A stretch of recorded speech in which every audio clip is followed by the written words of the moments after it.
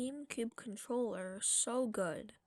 In this video, I will be analyzing different features of the Gamecube controller to narrow it down to one reason why this controller is so good and is still used today. First, we have the design. The controller looks very weird, but the reason it looks so weird are for very smart reasons. First, we have the A button. The A button is so big because it is the main button you'll be using during gameplay. Next, we have the X and Y buttons. These are more off to the side because you won't use them nearly as much as the other buttons like the A button, but you will still need them. So they are close to the main button, but they aren't as big as the A button. After that, we have the B button. The B button is mainly used for going backwards in games and to game menus, but sometimes it is used during gameplay. This one is still out of the way, but in the main button area. You might not be able to see them, but now I have the L and R buttons. They're on the top of the controller. And they are pretty big. They are pressure sensitive, so they can have more uses. Now we have the Z button. This button is not used as much, but based on the way the player holds the controller, the Z button is very accessible for when it is needed. Next are the two control sticks. The gray one is the main one you'll use, so you can control your character when playing a game.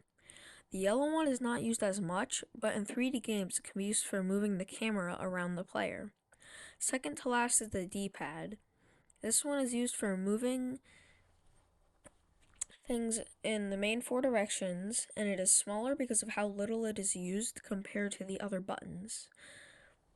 Lastly is the start and pause button. This is used for starting and pausing games, obviously, but it is far away from the other buttons so you don't accidentally press it during gameplay and reset your progress. As you can see, the design is very good, and that is one reason why the controller is still used today. But there's one more reason that I could think of why the controller is still used.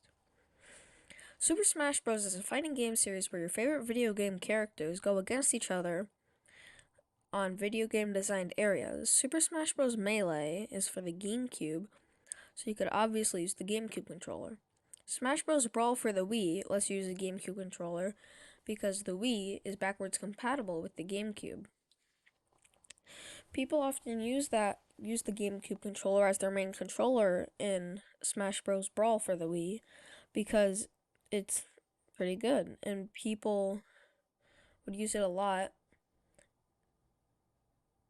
in Smash, I don't know.